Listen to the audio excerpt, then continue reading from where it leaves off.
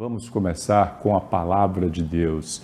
Por muitas vezes nós ficamos temerosos com como será o nosso futuro, o que pode nos acontecer. Alguns têm medo da morte, outros têm medo da saudade, do fato de serem separados dos seus entes queridos, de não poder mais vê-los.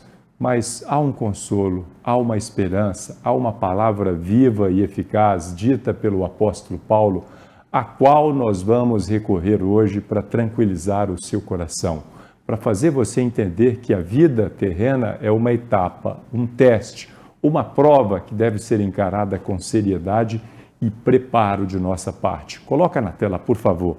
Paulo, escrevendo na sua primeira carta aos Coríntios, aos que creram na cidade de Corinto, diz o seguinte: eis que lhes digo um mistério, nem todos dormiremos, mas todos seremos transformados. Vamos começar a tornar conhecido ou esclarecer esse versículo, o seu significado para os menos conhecedores da Bíblia. O que Paulo está dizendo aqui com dormiremos?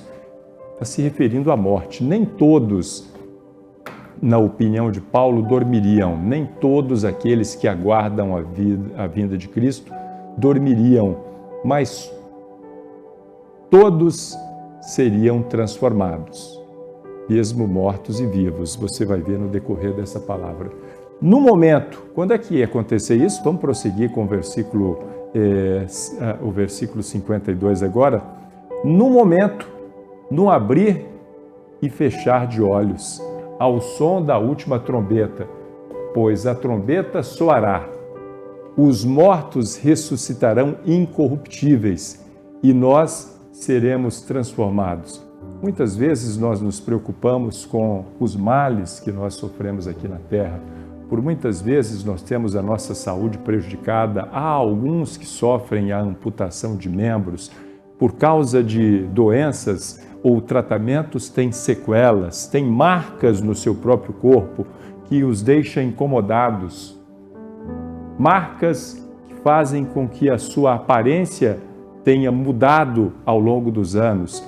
E Paulo deixa claro que os mortos ressuscitarão incorruptíveis e nós seremos transformados. Olha, não importa em que circunstâncias a pessoa morreu, foi sepultada, se o seu corpo foi todo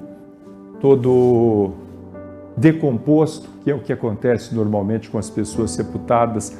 Há aqueles que sofreram algum tipo de acidente, os seus corpos nem foram encontrados. Há as pessoas que foram vítimas de queimaduras e morreram carbonizadas. Não importa.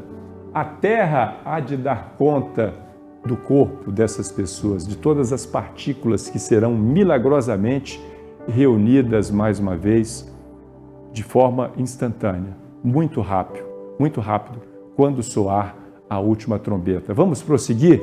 Paulo, ao começar, note que ele diz: eis que vos digo um mistério. Essa revelação ainda não tinha sido dada com essa clareza aos cristãos, às pessoas que aguardavam a vinda de Cristo.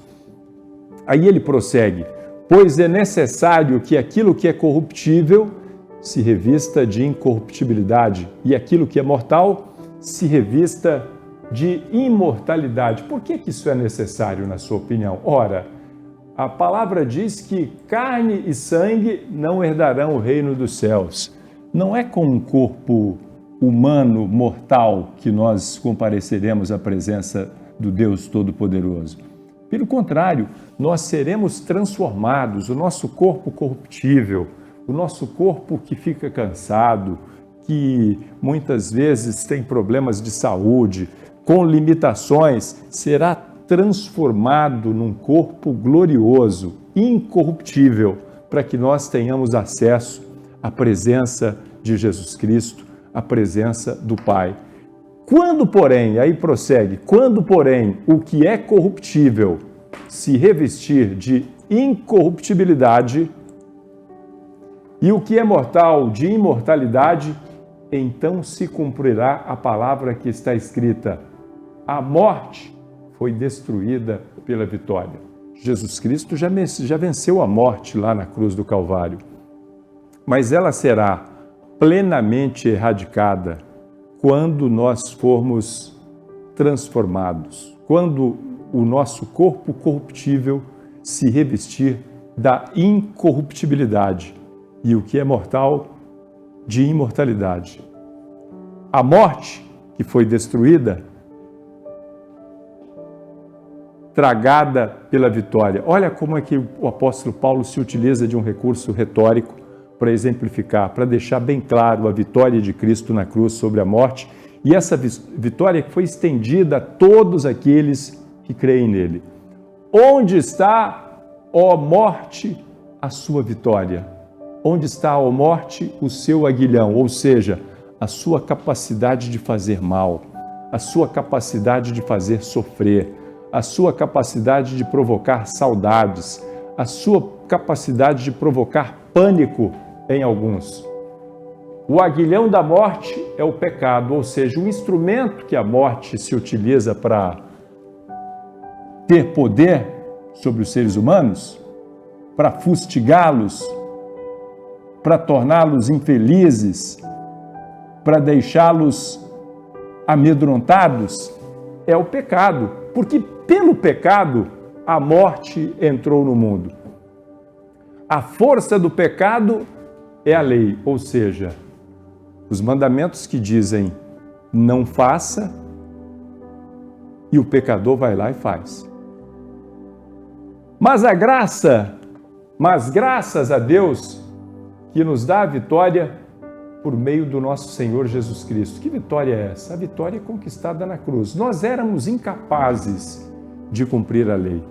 A lei foi dada para que nós pudéssemos entender o quanto nós somos limitados e incapazes de nos elevar até o padrão divino.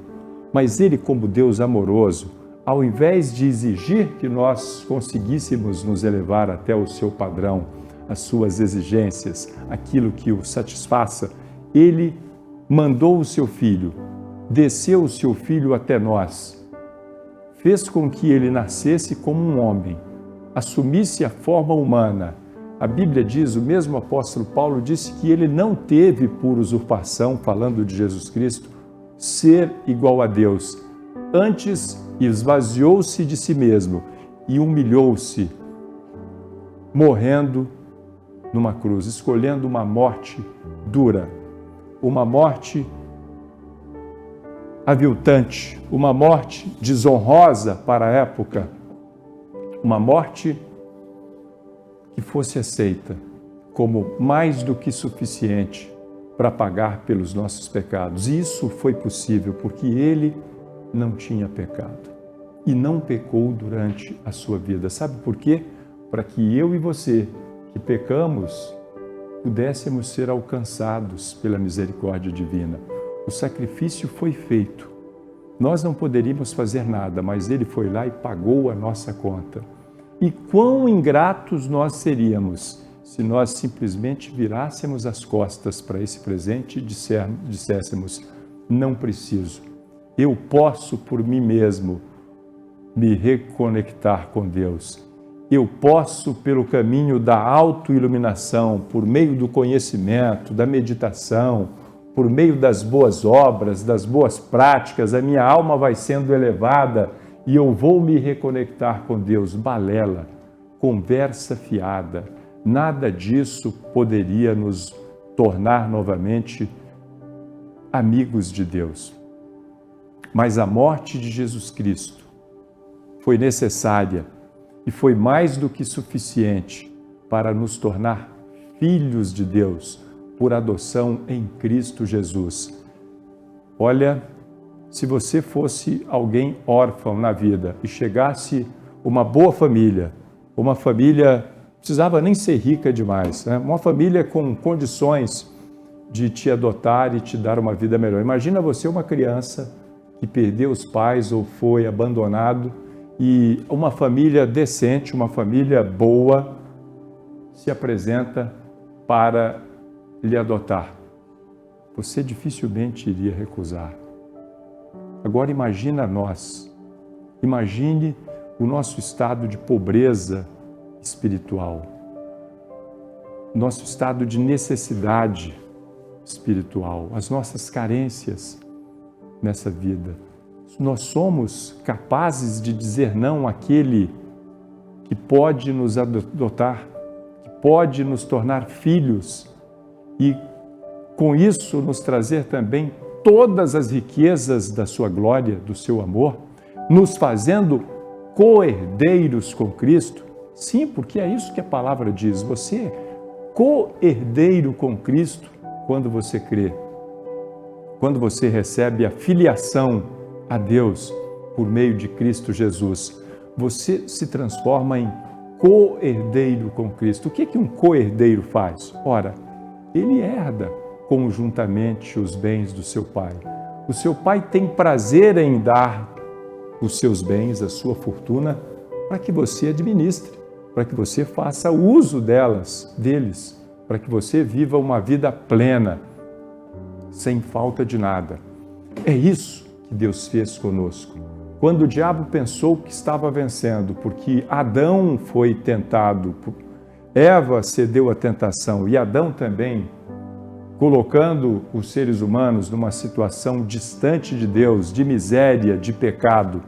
Quando o diabo cantava vitória antes da hora, Jesus Cristo se ofereceu para que nós fôssemos feitos não criaturas divinas, mas filhos de Deus, por meio de Cristo Jesus. Nós fomos alçados a uma posição ainda melhor e maior do que no Éden. E é por isso que nós não podemos deixar de anunciar essa palavra, porque não há notícia mais importante do que essa. Os céus e a terra passarão, mas as palavras de Deus não passarão. As palavras que Jesus Cristo disse não podem ser desconsideradas. Por isso, tome posse dessa verdade e seja mais um a aguardar a vinda de Cristo, porque diante dele todos haverão de comparecer. Uns para vergonha e desprezo eterno, outros para salvação eterna, para estarem com ele pelos séculos dos séculos, onde não haverá mais pranto, onde não haverá mais tristeza e nem dor. Tome posse dessa palavra e seja mais um vitorioso, em nome de Jesus.